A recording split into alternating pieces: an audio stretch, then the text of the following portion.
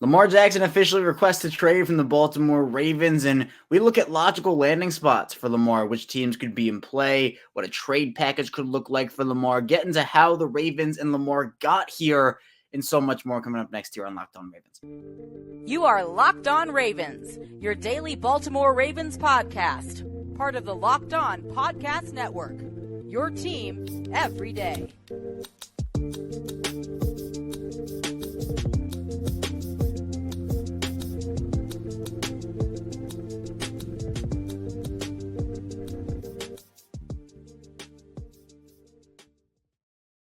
Welcome back here to Locked On Ravens, your daily Baltimore Ravens podcast. I'm here with you, your host, Kevin Ostreicher of Ravens Wire, and we're here as always on the Locked On Podcast Network, your team every day. Thank you so much for being here with us today on Locked On Ravens, making us your first listen each and every day. You can subscribe for free in video form and audio form on YouTube, Apple Podcasts, Google Podcasts, or anywhere you prefer to get your podcast for daily, 5 days a week. So Ravens news, analysis, updates, we're here for you. So if you want daily Ravens content, if you know a friend who wants daily Ravens content, you can throw them our way over here on Locked On Ravens. We put out content as always, and it's been a crazy journey, and it got even crazier with the Lamar Jackson trade request news. So be sure to continue to hit that like button also on YouTube. It helps out a ton, and I appreciate all the support. But let's talk about this Lamar situation because, shout out to my man, Braden Howard, who said that he liked Monday's episode, yesterday's episode, because I talked about Lamar for like under a minute. And that was the first time, and I can't even remember how long I didn't talk about Lamar on a show for, probably upwards of a segment at least. We're going to get back to Lamar, and we have to at this point because Lamar officially reveals he requests a trade. So I'm sorry, Braden and everybody else. I have to talk about it again. So we'll get into just how the Ravens got here. First of all, with Lamar, we'll get into the entire situation, what Lamar said, and then look at logical landing spots where Lamar could end up if a trade does happen. And I just want to preface, just because a trade request was put out by Lamar does not mean a trade is going to happen, and especially not happen recently. It could come in the very far future, not necessarily in the near future. So we'll talk about the spots, and we just did a top landing spots episode for Lamar last week, so we're doing another one here this week. So we'll do that. Then in the second segment, we'll look into what this means for the Ravens offseason, because we've talked a little bit about like different paths and different scenarios for the Ravens if there is a Lamar trade, if he stays. But now that there's this trade request, how does it change how Baltimore operates and how they've already been operating, and how does it shed light on what they've been doing this offseason? Then in the final segment, we'll move a bit into what the Ravens can do with their roster right now, kind of piggybacking off of that second segment. We'll look at some mock drafts on Twitter also if we have the time as well. So tons of content. Let's dive into the Lamar. It's almost Lamar Jackson for the show every single day, and this will be a Lamar Jackson filled episode. Again, we're locked on Lamar here. So first of all, about Monday morning, Lamar puts out a letter to his fans, and I'll read it out here. He says, "Letter to my fans. I want to first thank you all for all the love and support you consistently showed towards me. All of you are amazing, and I appreciate y'all so much. I want you all to know not to believe everything you read about me. Let me personally answer your questions." And he goes on to say, "In regards to my future plans, as of March 2nd, I requested a trade from the Ravens organization for which the Ravens have not been interested in meeting my value.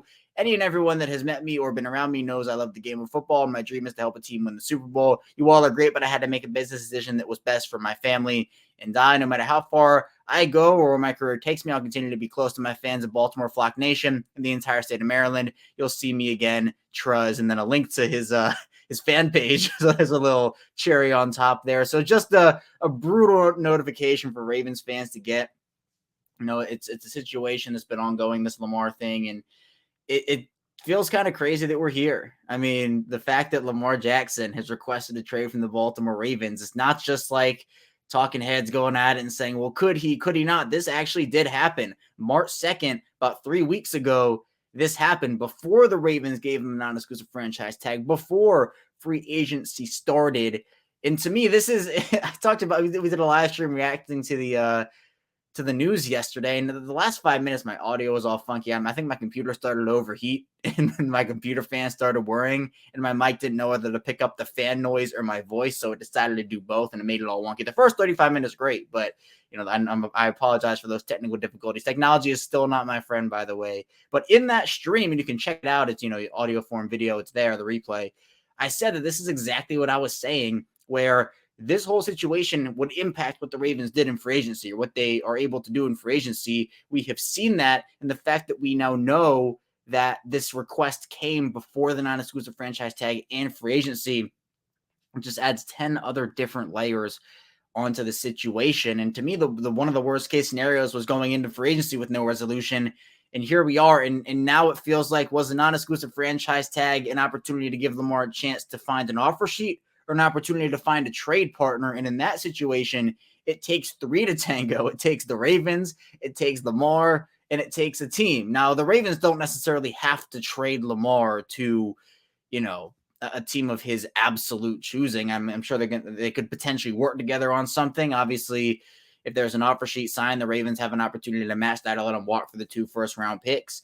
But there are quarterback needy teams that were maybe quarterback needy 3 weeks ago that aren't quarterback needy now. Like the Raiders with Jimmy Garoppolo, like the Commanders who have said they're out because they have Jacoby Brissett and Sam Howell. Now the list dwindles, and I'm not saying there aren't any logical landing spots. There are. We'll talk about them. But to me, it just feels like, as I've said all offseason, something has to give here. This doesn't change necessarily everything in the situation. There's still opportunities for Lamar to return to Baltimore. Everything gets smoothed over. We'll talk a bit about that in the second segment.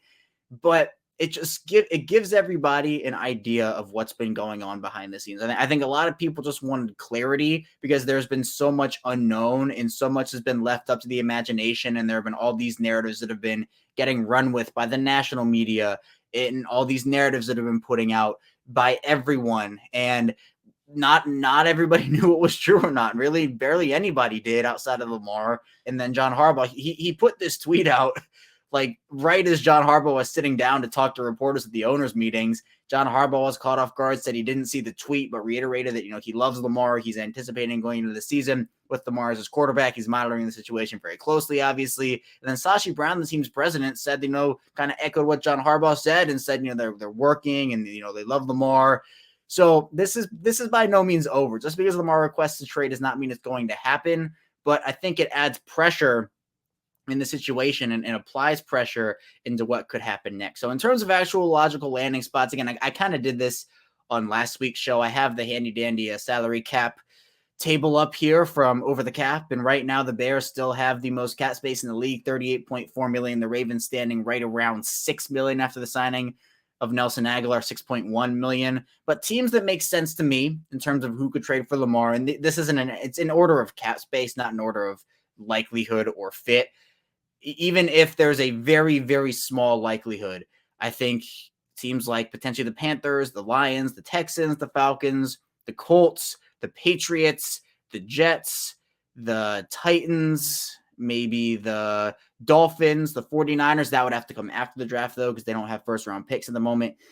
And yeah, I mean, those are the teams. Maybe the Vikings is maybe a very dark horse. Now, teams like the Panthers who have the number 1 overall pick, that seems pretty unlikely, even though they have $27 million. Obviously, their GM has come out and said they're focused on the quarterback. So to me, if you're talking like who are the teams that are probably the least likely logical spots, the Panthers with that number 1 overall pick probably aren't going to make a big play for him. I mean, at this point, the Jets seem pretty all in on Aaron Rodgers, so I wouldn't necessarily have that. I mean, do the Packers just do a crazy trade and trade Rodgers to the Jets, then turn around and trade for Lamar? No, they're rolling with Jordan Love. That's what they're going to do. But I mean, teams that actually make more logical sense. I mean, the Patriots, apparently Meek Mill texted Robert Kraft saying that Lamar told him he wants to be a Patriot, and Robert Kraft says that's up to Bill Belichick. So we found Ken Francis. It's Meek Mill. But I guess Meek Mill is a Philly man and Ken Francis is a Florida man, so it doesn't quite add up there. But again, I've talked about the Colts, and a lot of people have as a pretty logical landing spot there. The Lions, Matt Derry of Locked On Lions, I talked to a couple of days ago for Locked On NFL, doesn't feel like that's going to happen. But I mean, Lions, could be a potential landing spot there for sure. I mean, you could also look to a team maybe like the Falcons, who I know right now it's Desmond Ridder, and I mean, I think they like him over there, but it's Lamar Jackson we're talking about. They have $21 million in cap space. So then it becomes like, what does the package become? Because obviously we're talking offer sheet versus actual trade. Lamar can still be actually traded on the franchise tag. It's just pretty rare that something like that happens. I mean, if the Ravens were to let Lamar walk for those 2 firsts after an offer sheet gets signed elsewhere and they don't match, I've said it, that'd be a pretty bad mismanagement of the situation by the Ravens. And I don't think this has been necessarily handled very well by both the Ravens or Lamar. I think there's definitely fault on both sides here in multiple different aspects. I think both sides could have definitely done stuff a little better. But now you're looking at a situation where if you have this linger into the draft and past the draft, what does that do to your trade package? Because at that point, if you're trading Lamar to a team before the season starts, let's just say the draft happens, the Ravens take a corner or wide receiver or whatever, and then 2 months later in June or something, July, right before training camp starts, they trade Lamar to, I use the Colts example, where if you trade him to the Colts before the draft, you get the 4th pick, you get 2024 first, at least, as that's the offer sheet. And then if it's an actual trade, you can get more on top of that. Well, if the Ravens trade Lamar to the Colts after the draft, that 4th pick is gone. That 4th pick is used on somebody. Maybe it is a quarterback and the Colts are out on the situation, but maybe it's somebody else. And then you get a couple of high 20s picks because Lamar, I think, makes the Colts very competitive, and they're not going to be in that 4th spot in 2024. So to me, this is just throwing a wrench in the entire Ravens offseason. And coming up, we'll talk about just how the Ravens can maneuver this while the situation still goes on with a public trade request out there from Jackson. We'll talk a bit about the timing a bit more and a lot more coming up next on Locked On Ravens. But first, this episode is brought to you by FanDuel. And the tournament is heating up, and there's no better place to get in on the action than FanDuel, America's #1 sportsbook. That's because right now FanDuel is giving new customers a no-sweat first bet up to $1,000. It's up to $1,000 back in bonus bets if your first bet doesn't win. Just go to FanDuel.com/lockedon. It's time today to claim your no-sweat first bet. Then you can wager on everything from the money line to point spreads to which team will be cutting down the net, all on an app that's safe, secure, and super easy to use. So don't miss your shot at a no-sweat first bet up to $1,000 when you join FanDuel today. Just go to FanDuel.com/lockedon to sign up. Make every moment more FanDuel. We are back here, our second segment of Locked On Ravens, or Locked On Lamar Jackson, if you want to call it that. I would not disagree with you if that's what you feel like this is right now, because it is. Kevin Oestreicher still talking with you here, talking Lamar Jackson, obviously, as we do. Lamar requesting that trade back on March 2nd, makes that public and puts it out right as John Harbaugh sitting down to talk to the media at the NFL owners meetings, and seemed, I guess, a little blindsided by the whole thing. Said he didn't see the tweet, but did reiterate the fact that he does love Lamar. Was asked about if the Ravens will take calls. Now Lamar's requested that trade, and he said everybody's talking all the time about everything in this league, in the NFL. That's just the way business is done. And also he was asked if he's still building his offense with Lamar in mind, and he said, quote, "Of course you prepare for all the contingencies, but you build a great offense for your players. That's what you do." And Lamar's under contract, and of course that's the guy I want to see be our quarterback. That's my guy who made a decision to go with Lamar 5 years ago. Why? Because we love him. We love him. We love the way he plays. We love his mindset, his charisma, his style, the way he is in the locker room, everything about him. We love him. And that's been the tone from the Ravens organization, from the Ravens players, from the coaches, from the general manager, from everybody. Lamar is loved in that organization. And the way that Lamar's tweet was worded, the tweets were worded, this did not seem to me, and I don't think it seemed to a lot of people, like this was an organizational issue for Lamar. It doesn't seem like, there's hatred in his heart for the Ravens and he wants out and there's no way. I think if the Ravens were to say tomorrow or say, this weekend, hey, you know what, Lamar, we'll give you what you want, I don't think he would say, no, I don't want to be here. I want to get that somewhere else. I think he'd say, awesome, let's do it. Let's run it back. I think this is a money thing. It's a monetary thing for Lamar. It's not an organizational thing. So when people are talking about, well, now that a trade has been requested, that's it. Goodbye, Lamar. Thanks for everything. I say not so fast. I say not so fast because there is still an opportunity. People look back to the Deebo Samuel situation last offseason in San Francisco. Deebo requests a trade and ends up signing later that offseason a 3-year extension. I think it was 3 years, but a 3-year extension. And obviously, I will say that the Deebo situation and the Lamar situation are different. They are different positions, different levels of contracts, year-wise, money-wise, fully guaranteed versus non-fully guaranteed. But the sentiment, I guess, remains the same in terms of, well, just because a player requests a trade does not mean all of a sudden that's what it is and the player's gone. Now, I will look back at the Ravens' history a little bit because I did tweet out over the past couple of years here, the Ravens have ended up having some players request trades. I put out just the pure facts about what it was, and looking at it, 2020 Hayden Hurst, obviously, requested trade. 2021 was Orlando Brown Jr., 2022 Marquise Brown and Chuck Clark, and now 2023 Lamar Jackson. Now, I want to provide some context with the facts. Hayden Hurst requested a trade because he was unhappy with the role in terms of he lost the number one tight end spot to Mark Andrews and he wanted more playing time. You know, that's not an organizational issue. It's Hayden Hurst wanted more playing time. Orlando Brown Jr. wanted to be a left tackle. The Ravens had Ronnie Stanley. They weren't moving Ronnie Stanley. Orlando Brown Jr. requested a trade to play left tackle. That wasn't an organizational issue. That was playing time, playing position. That was a playing position issue for Orlando Brown. Marquise Brown had a lot of issues with the offense. I think just the way it was rooted, the way he was involved. You could argue that was an organizational issue because it was a problem with the coach, problem with the coaching staff, problem with the offense. Chuck Clark, because you requested a trade because he pretty much saw his replacements be drafted/signed. So again, I don't think an organizational issue. I think again, just wanting more playing time, wanting a more defined role. And when the Ravens picked up Marcus Williams and drafted Kyle Hamilton, I think he kind of sensed the writing on the wall. And for Lamar, it's money.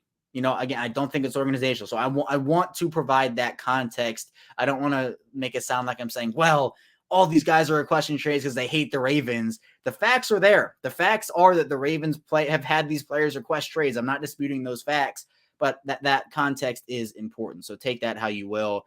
And at the end of the day, in terms of him playing on the franchise tag, John Harbaugh asked about that. He said, I don't know. I personally don't think he plays under the franchise tag. I don't think Lamar's one to hold out, but things change. And I think that at this point, Lamar really, really wants this money. He really wants this guaranteed deal. Again, I reference his shop appearance with LeBron, where he said that he wants to be a champion. He wants to be a billionaire. It's not surprising he's interested in entering these business ventures. It's not surprising he wants this fully guaranteed. He wants money, and I'm not, doubting him for that. I'm not saying Lamar's so greedy. I don't think he's greedy, but as Ingraven said on the show last week, we had him on last week, there's this Lamar side and there's this Ravens side, and it feels like there is no middle ground for these two sides to agree on. It feels like Lamar's fully entrenched in that fully guaranteed stance. The Ravens are fully entrenched. There's no way we're not giving that to you, and we're not going anywhere close to what you want.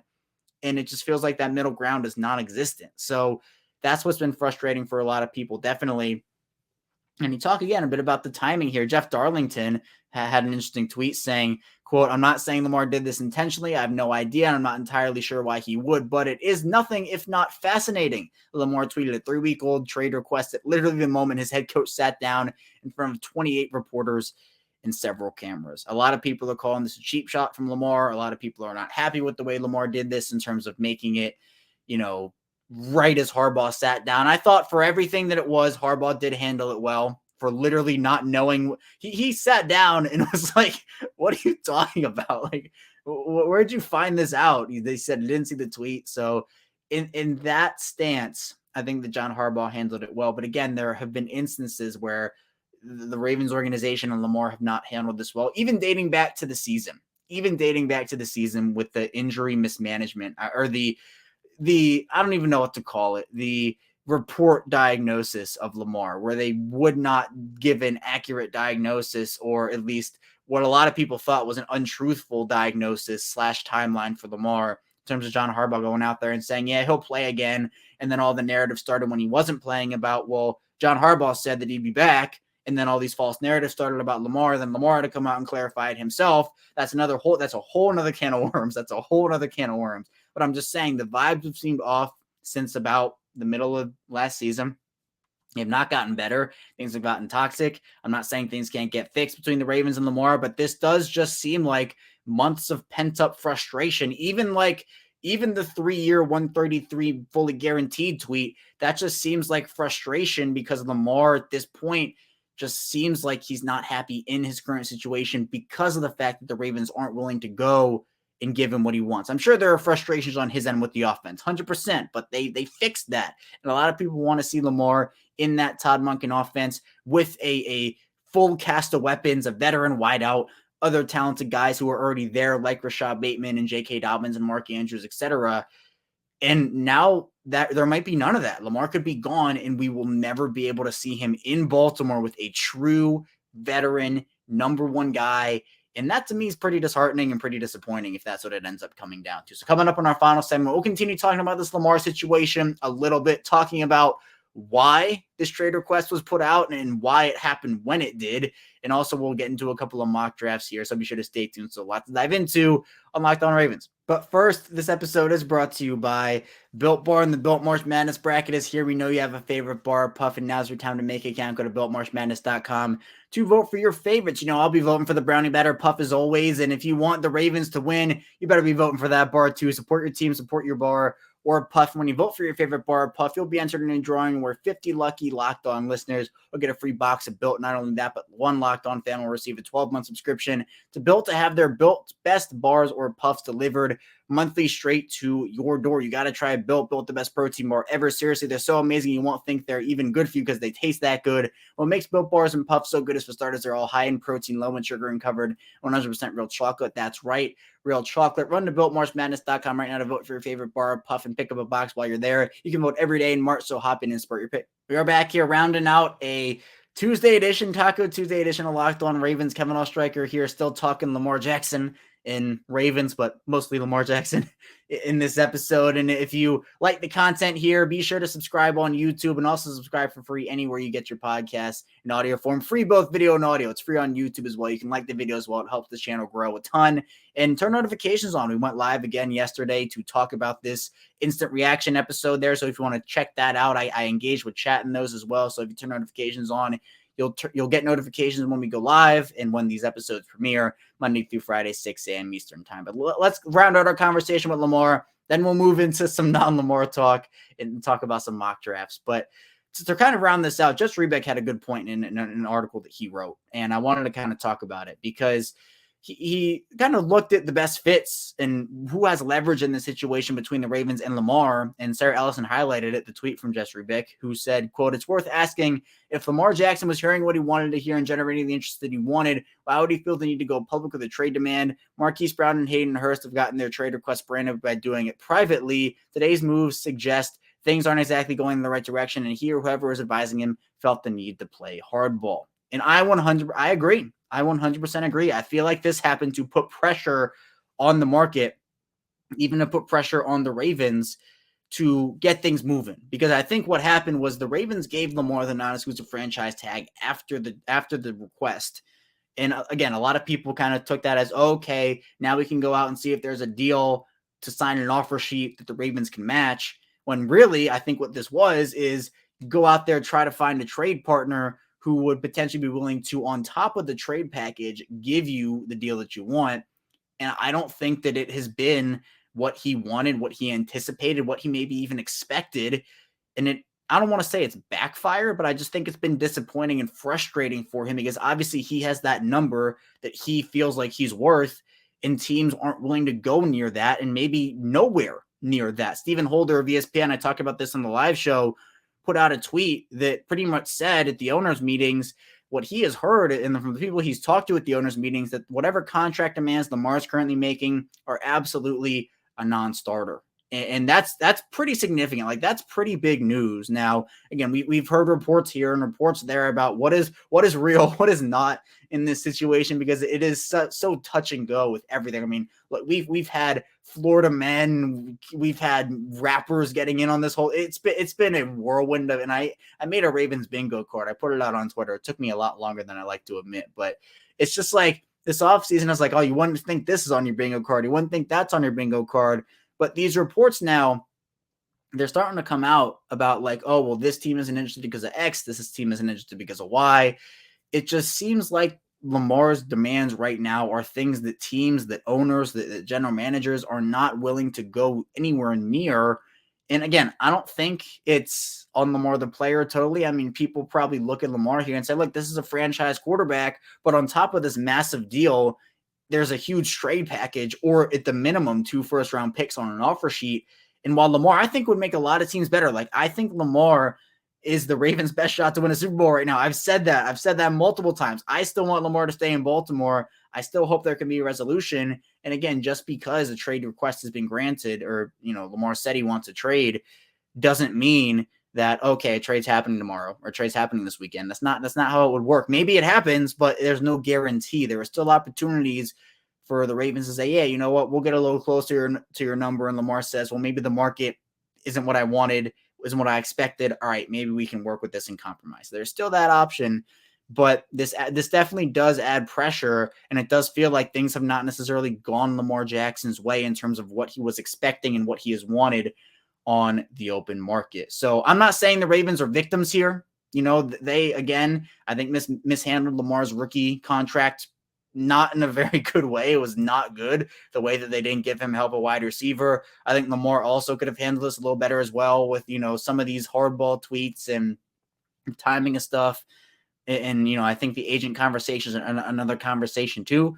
But at the end of the day, the Ravens are in the situation they're in right now because they did not extend Lamar back, you know, in 2020. And again, we don't know how that maybe went, if they even approached him about it. And if, you know, the Ravens were kind of rejected by Lamar and said, yeah, maybe I want to play out my value a little, because if they extended Lamar back in 2020 when he was first eligible, we wouldn't be in this situation in the first place. The Ravens have a normal offseason. They'd have a franchise quarterback on, I think, a much lesser and more manageable deal, and still, I think, a fair deal to Lamar at that time.